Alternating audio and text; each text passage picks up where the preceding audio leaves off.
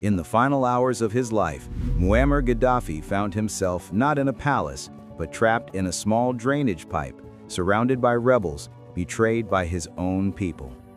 As bombs fell and gunfire erupted, Gaddafi faced the inevitable. But who was responsible for his brutal end? This is the shocking, never-before-seen truth about the last moments of the Libyan dictator. The year is 2011. Muammar Gaddafi, the once powerful dictator who had ruled Libya for over 4 decades, now finds himself on the edge of defeat. His empire is collapsing, and what once seemed invincible is now crumbling under the weight of a nation's fury. It all began with the Arab Spring, a wave of uprisings that swept across the Middle East, toppling long-standing dictators. In Libya, it started with peaceful protests, but Gaddafi's reaction was anything but peaceful. His security forces responded with violence, turning peaceful demonstrations into brutal massacres.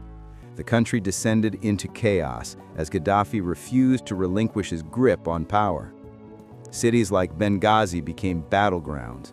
His loyalists fought fiercely, but the opposition grew stronger by the day. As rebels seized control of eastern Libya, the world watched in horror as Gaddafi's forces bombed civilian neighborhoods, using heavy artillery to break the resistance. The bloodshed spread, and Libya descended into civil war. But Gaddafi wasn't going to go down easily. Even as the rebels closed in on his strongholds, he remained defiant. In the final months of his reign, Gaddafi took refuge in his hometown, Sirte, surrounded by loyalists and a shrinking number of fighters. He believed Sirte could be his last stand, a fortress where he could make his final stand against the uprising. However, Gaddafi's fate was sealed. NATO airstrikes were relentless, targeting his military infrastructure, cutting off supply routes, and weakening his forces. Meanwhile, the National Transitional Council, the rebels' political arm, rallied support both domestically and internationally. By August 2011, the capital, Tripoli, had fallen, and Gaddafi had fled, leaving behind his once impenetrable compound. But where was he now? Hidden deep in the desert, waiting for the inevitable? At this point, Gaddafi is on the run, isolated and desperate. But what happens next will shock you. The man who had ruled Libya for over 40 years is about to face the most brutal moment of his life. Stay with us as we unravel the deadly final hours of Muammar Gaddafi. By September 2011, Gaddafi's grip on Libya had all but disappeared. Tripoli, the capital, had fallen into rebel hands, and the National Transitional Council, NTC, had become the recognized government of Libya. With his regime disintegrating, Gaddafi knew the end was near, but he refused to surrender. In the midst of the chaos, Gaddafi's last refuge was Sirte, a city he had personally developed and cherished. He saw it not only as his hometown, but as his final stronghold, the last place where he could make his final stand. The streets were littered with remnants of the war, and Sirte had become a fortress. Loyalist fighters from his own tribe, the Gaddafi, surrounded the city, but the pressure was mounting. Rebel forces, aided by NATO's continued airstrikes, were closing in. Despite the overwhelming odds, Gaddafi's decision was clear. He would not leave Libya.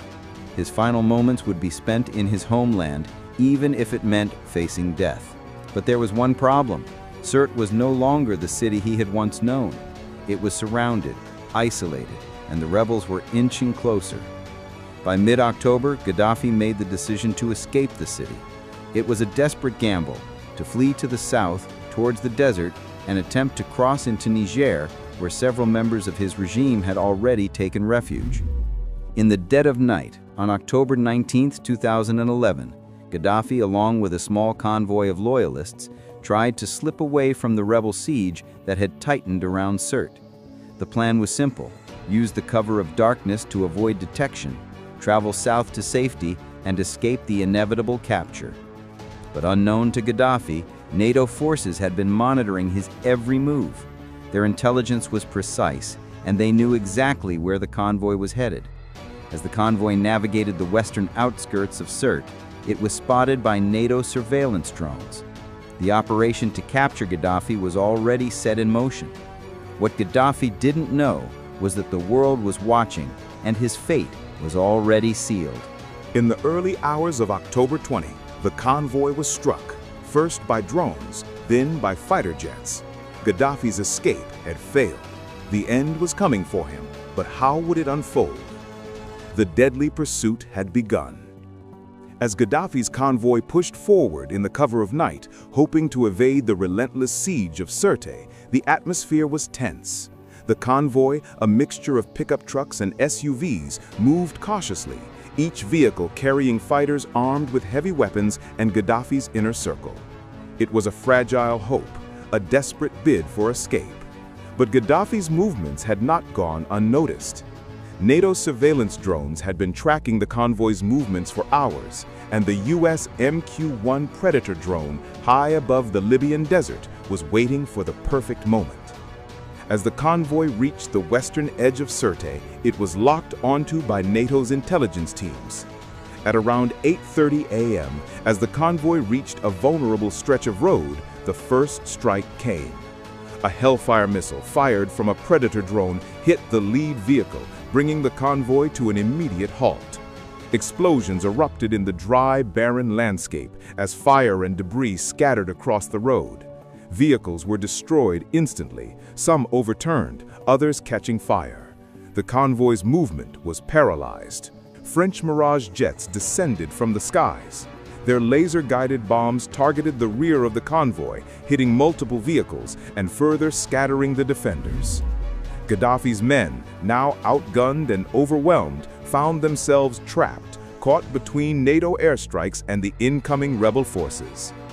The once proud leader, once feared across the world, was now just another fugitive with nowhere to run. But amid the chaos, some of Gaddafi's most loyal bodyguards managed to drag him from the wreckage, and the group made a desperate attempt to flee on foot. Covered in dust, bloodied and wounded from the airstrikes, they took shelter in an old drainage pipe just off the road. This tiny, claustrophobic space, once a means of carrying water, would now serve as Gaddafi's refuge, but only for a short time. Every minute spent in the pipe brought them closer to their end. The sounds of explosions and distant gunfire echoed in the background. The war that had torn Libya apart was now closing in on its most infamous figure.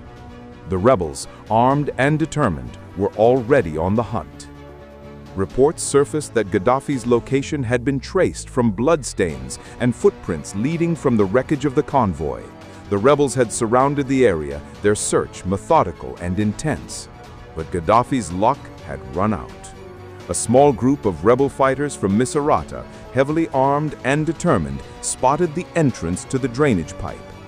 They approached cautiously, aware that this was the moment they had been waiting for, the capture of the man who had ruled Libya with an iron fist for so long. The rebels immediately surrounded him, pointing rifles at his disoriented figure. Gaddafi, now a broken man, seemed to understand that his time had come. His final moments were not those of a victorious leader, but of a man caught in the consequences of a life built on brutality. As Gaddafi was dragged from the pipe, the world watched. But what would happen next would shock the globe? His final moments were far from dignified. Muammar Gaddafi, the man who had ruled Libya for over 40 years, was now a helpless prisoner. Dragged from the drainage pipe by rebel fighters, his body was battered and bloodied, his movements sluggish and uncoordinated.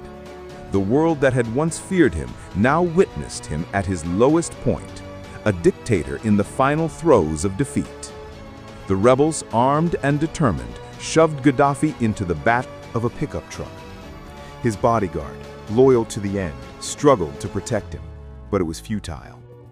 As Gaddafi sat slumped in the truck, surrounded by his captors, the scene was chaotic. The truck made its way through narrow streets, with the furious crowd surrounding it. Angry Libyans, some who had suffered under his regime, surged forward, hitting the truck with fists and sticks. The air was thick with hostility, and the atmosphere was charged with a sense of justice, but also raw revenge.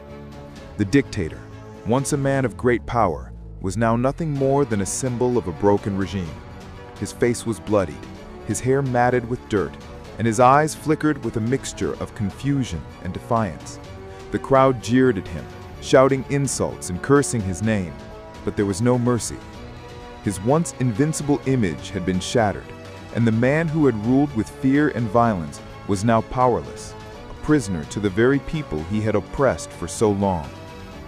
As the truck continued its slow, painful journey, more fighters crowded around.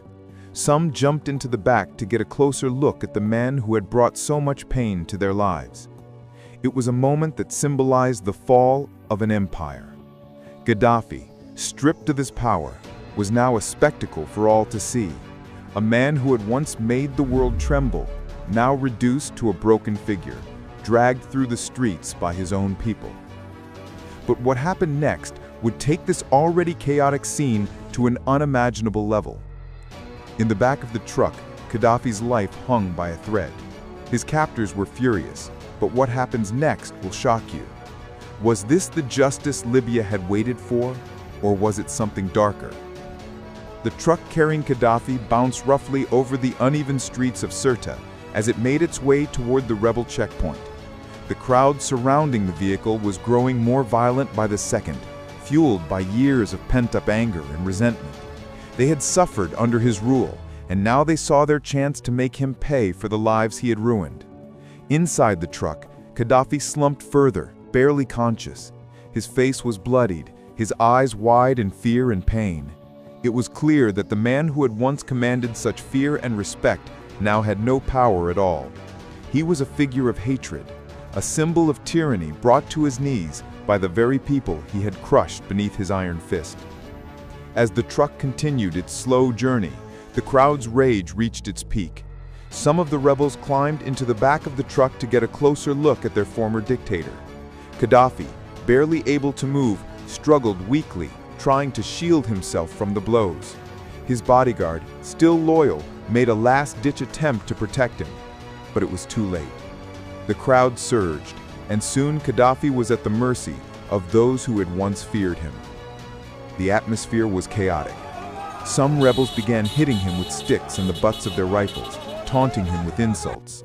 They spat on him and cursed his name, their anger reflected in every swing. Others tried to drag him out of the truck, pulling at his clothes and hair, trying to bring him down to the ground. Amidst the confusion and violence, a gunshot rang out. The exact details of Gaddafi's death remain unclear. Some say the shot was fired in the heat of the moment, a trigger pulled by a rebel overcome with anger. Others speculate that the shot was deliberate, an execution carried out in a moment of brutal justice. Whatever the truth, the result was the same. Muamar Gaddafi, the man who had ruled Libya with terror for over 4 decades, was dead. The truck continued its journey toward the NTC checkpoint, but Gaddafi's life had already ended. The brutal, chaotic execution of a dictator had been completed. With Gaddafi's death, the world was left to grapple with the aftermath.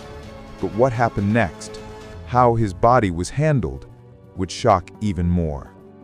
The people of Libya weren't finished with Gaddafi yet. Gaddafi's death marked an end to an era, but his body became a symbol of his brutal rule and the anger of the Libyan people. As news of his death spread across the country, emotions ran high. For many, it was a moment of vindication. The man who had brought suffering to so many was finally gone, and the streets of Libya erupted in a mix of relief, celebration, and for others, revenge. But instead of the dignity afforded to a fallen leader, Gaddafi's body was subjected to a brutal display that would forever stain his legacy. His lifeless, bloodied form was thrown into the back of a pickup truck, the same vehicle that had transported him to his humiliating capture. Rebel fighters, some of whom had fought in the brutal siege of Sirte, surrounded the truck, eager to see the dictator who had ruled with an iron fist finally brought to the streets like a common criminal. As the truck made its way through the streets of Misrata, thousands of people lined up to catch a glimpse of the man who had once terrified them. Some shouted in joy, others with contempt. Cameras flashed, recording the moment for history, while Libyans from every corner of the country gathered to witness the end of the tyrant. His body was covered in blood and bruises, with his shirt torn and pants soaked. The once feared leader, who had ruled with unparalleled cruelty, was now a spectacle for all to see. A man who had once made the world tremble, now reduced to a broken figure, dragged through the streets by his own people. For 3 days, Gaddafi's body remained on display in a refrigerated meat locker in Misrata, the city that had suffered so much during the war. People from all over Libya came to see him, some to make sure he was truly dead, others to take photographs or videos of the moment they had waited for. The country was divided, with some viewing the public display of Gaddafi's body as a form of retribution, while others saw it as a deep violation of the dignity they had long been denied. The brutal irony of it all was not lost on anyone. Gaddafi, who had once sought to instill fear in others, had now become the object of public shame and ridicule.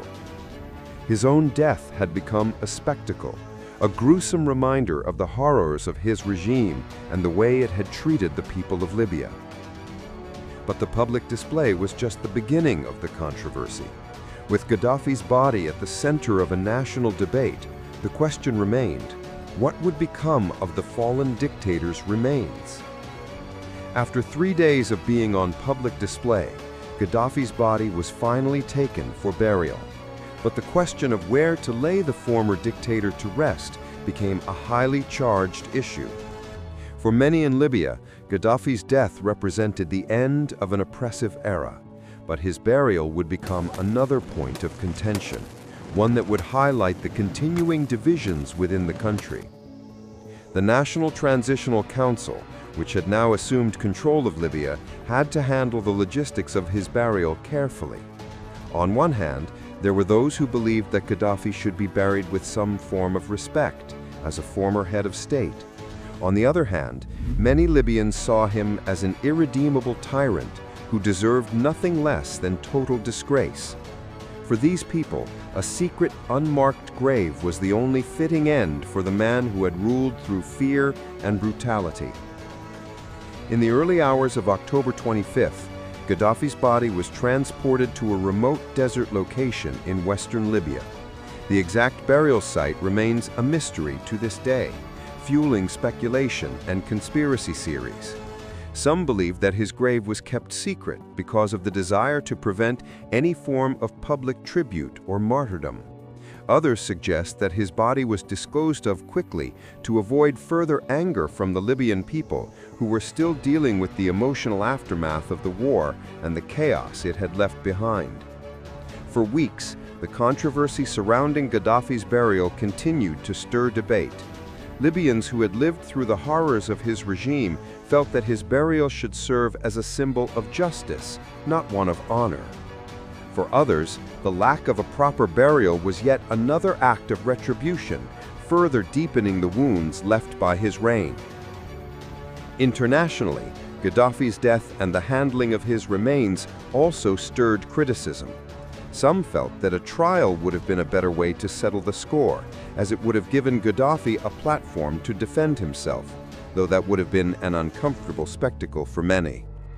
Ultimately, Gaddafi's burial, as secretive and controversial as it was, became a final act in his tragic saga, one that continued to reflect the violence and turmoil of his time in power. With Gaddafi's burial shrouded in mystery, the true legacy of his rule still lingers. As Libya moved forward, would the scars of his dictatorship ever truly heal? And could the nation rebuild? Or would Gaddafi's shadow loom forever over their future?